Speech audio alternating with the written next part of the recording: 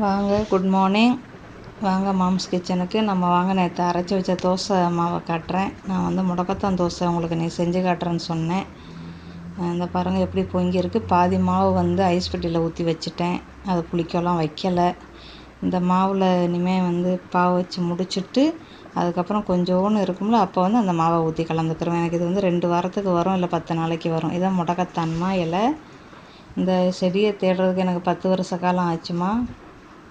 நம்ப மாட்டீங்க, நான் இங்கே ஒரு இடமா தேடிக்கிட்டு தெரிஞ்சேன். ஊர்லேயும் தேடிக்கிட்டு தெரிஞ்சேன். எங்கள் ஊரில் போய் எனக்கு வந்து தூதுவளையத்தை முடக்கத்தான்னு சொல்லி கூட கொண்டு வந்து தந்துச்சுங்க. அப்புறமா மறுபடியும் தேடிக்கிட்டு இங்கே பக்கத்தில் என்னோடய பாட்டியம்மா இருக்காங்க, தெரிஞ்சவங்க ஃப்ரெண்டு தான், வயசானவங்க. அவங்க வீட்டுக்கு போயிருக்கிறப்ப எனக்கு இது கிடச்சிச்சும்மா. அவட்ட கேட்டேன், இந்த செடியை பார்த்தோன்னே எனக்கு சந்தேகமாக போச்சு. கேட்டப்போ ஆமான்னு சொல்லி தந்தாங்க, விதை தந்தாங்கம்மா. இது வந்து 1 ஸ்பூனு தேங்காய், 1 ஸ்பூனு கடலை, 2 பச்சை மிளகா, கருவேப்பிலை, ஒரு சின்ன வெங்காயம் போட்டு அரைச்சிக்கிறோங்க. எல்லாத்தையும் கொஞ்சமாக சுடுதண்ணி விட்டு அரைங்க. ஏன்டா வந்து எனக்கு தேங்காய் வந்து ஐஸாக இருக்குது. இந்த மாவு வந்து உளுந்து அரிசி பச்சரிசி தான்மா இங்கே போடுறது. புழுங்கரிசிலாம் நம்ம பாவிக்கிறதில்ல. ஒரு புடிம்மா, 3 தோசைக்கு ஒரு புடி தான். புழுங்கரிசி வாடை வந்து மானுக்கு இங்கே பிடிக்க மாட்டேங்குது, அதனால நான் பாவிக்கிறதில்லம்மா. பச்சரிசியில் கொஞ்சமாக தேங்காய் எண்ணெயை ஊற்றி விட்ருவேன். ஊற்றி விட்டு தான் பாவிக்கிறோம். இது நல்லா அடிச்சுக்கிறோங்க. நல்லா பாருங்கள், இப்படி பஞ்சு மாதிரி மாவு பாருங்கள் எப்படி புளிச்சிருக்குன்னு. சோடாமா கூட போடலம்மா, நான் அப்படியே ஆட்டி வச்சது தான். ஆட்டி பாதி மாவை ஊற்றி ஐஸ் பெட்டியில் வச்சுட்டு பாதியை வச்சுருந்தோம்மா.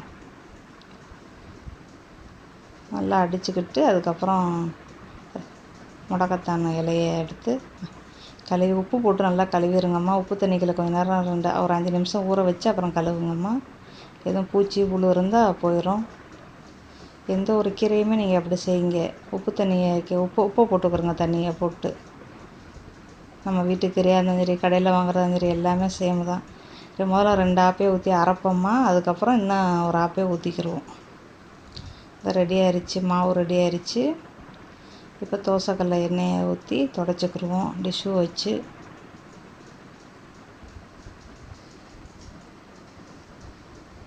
நான்ஸ்டிக்காக இருந்தாலும் நம்மளுக்கு பழைய சட்டியாக இருக்குல்ல, இந்த சட்டி வந்து இப்போ நான் 8 வருஷமாக பாவிச்சுக்கிட்டு இருக்கிறேம்மா.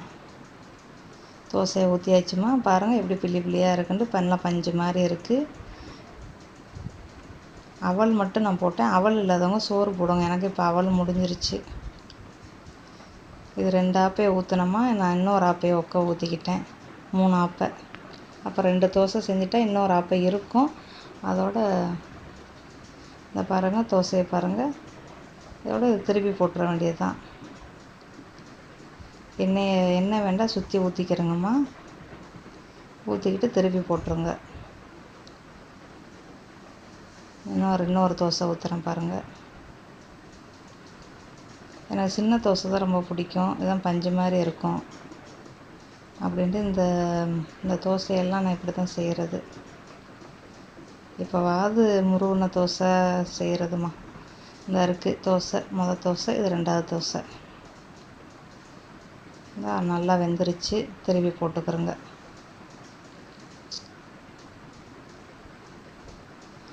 இது ஒரு ஆப்பை மாவு இருக்குமா. நான் இன்னொரு ஆப்பையை மிக்ஸ் பண்ணி மகனுக்கு முட்டை தோசை செஞ்சு கொடுக்க போகிறோம்மா. இது வந்து நீங்கள் புதினாவை அரைச்சி போடலாம், கொத்தமல்லி இலையை அரைச்சி போடலாம், அப்புறம் வெங்காய இலை இருந்துச்சுன்னா வெங்காயத்தலேருந்து அரைச்சி போடலாம். இப்போ சின்ன பிள்ளைகள் சாப்பிடாதுங்கள்ல, அதனால் அதுக்கு அரைச்சி போட்டு இப்படி சீனி முட்டை பிளாந்தாவை போட்டு கொடுத்துட்டீங்கன்னா அதுக்கு ஒன்றுமே தெரியாது, அதுக்கு பாட்டு சாப்பிட்ருங்க. இனிப்பு தோசைன்னு சொல்லி கொடுத்துருங்க. ஏம்மா பெரியவனுக்கே சின்னவர் தான், அவரும் இப்போ பெருசாக போயிட்டார். சின்னவுக்கே அப்படி தான் போட்டு கொடுக்குறது. அவருக்கு தெரியாது, சாப்பிட்ருவார். சம்டைமில் கண்டுபிடிச்சிருவார். இது என்ன ஒரு மாதிரியாக வாசம் வருது, எனக்கு வேணாம் அப்படின்னு வச்சுருவார். அவருக்கு இட்லிலாம் பிடிக்காது, அப்பம் பிடிக்காது. நம்ம வம்புனி சொல்கிறதுனால ஒன்று சாப்பிடுவார். இப்போ வாங்க நம்ம முட்டை தோசை ஊற்றுவோம். முட்டையை நல்லா அடிச்சுக்கிறோங்கம்மா, கலந்துக்கிறோங்க. கொஞ்சோண்டு மிளகுத்தூள் போட்டு அடிச்சுக்கிறோங்கம்மா. அடிச்சுக்கிட்டு இப்படி ஊற்றி விடுங்கம்மா. எண்ணெயெல்லாம் ஒன்றுமே ஊற்றலை. நம்ம தான் மஜ்ரின்னு போட போகிறோம்ல, நல்லா தடவிக்கிறோங்க. சில பேருக்கு வந்து மொத்தமாக இருக்கிறது பிடிக்கும். நம்ம வீட்டில் உள்ளவர் இப்படி தான் சாப்பிடுவார். அதனால் நான் இப்படித்தாம்மா செய்வேன். நீங்கள் எப்படி செய்யல செஞ்சுக்கிறோங்கம்மா. இது ப்ரௌன் சுகரு, சர்க்கரை. நீங்கள் வேண்டாம் வெள்ளை சீனியாக சர்க்கரையாக என்ன இருக்குன்னு நீங்கள் போட்டுக்கோங்க. இதையும் போடணும்னு இல்லைம்மா. நம்ம வீட்டில் என்ன இருக்கோ அதை வச்சுக்கிற வேண்டியதான்.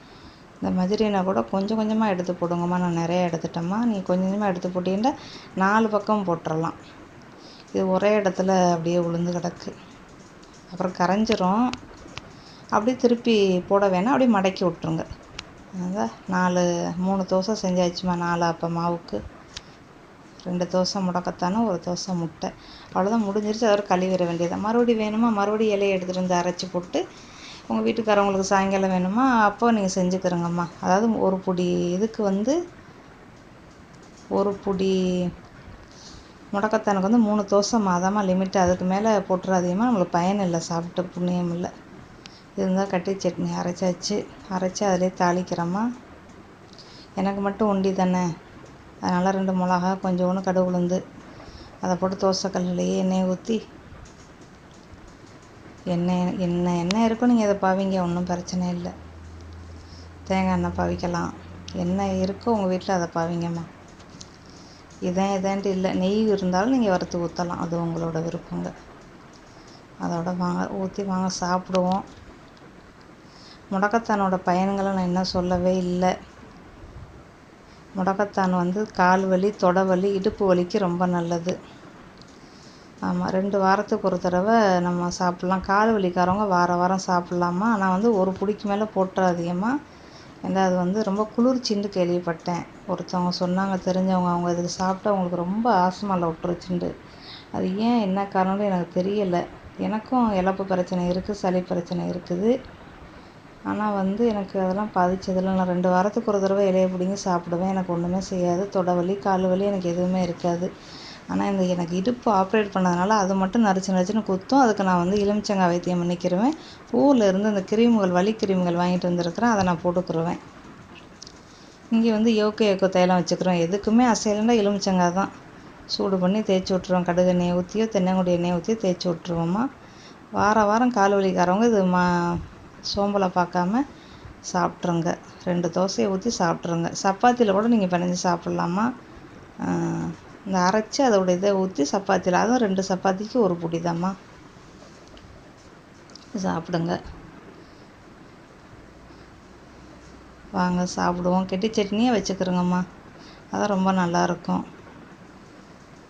காஃபி வந்து நான் வந்து சன்ரைஸ் காஃபி தான் குடிப்பேம்மா. எனக்கு இந்த தோசை மாவே எனக்கு வந்து 2 வாரத்துக்கு வரும்.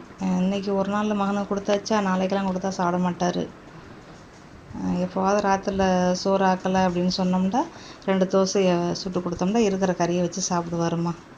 நம்ம வீட்டில் இருக்கிறவங்க எல்லாருமே நெஸ்காஃபி குடிப்பாங்க. இப்போ மை காஃபி குடிக்கிறாங்கம்மா. இந்த ஊரில் நம்மளோட ப்ராடக்ட் தான். ஊரில் இருந்து இங்கே வந்து பேக்கிங் பண்ணுறாங்களோ என்னமோ தெரில. மை காஃபின்னு சொல்லி நல்லா இருக்குமா. அந்த காஃபி கசப்பு தன்மை இருக்க மாட்டாங்குது, நல்லா இருக்குது. ஹனிஃபா நம்ம இந்தியன் சூப்பர் மார்க்கெட் ஸ்டோர்கள் எல்லாத்துலேயும் இருக்குது. நீங்கள் வேண்டாம் போய் வாங்கிக்கிறங்க.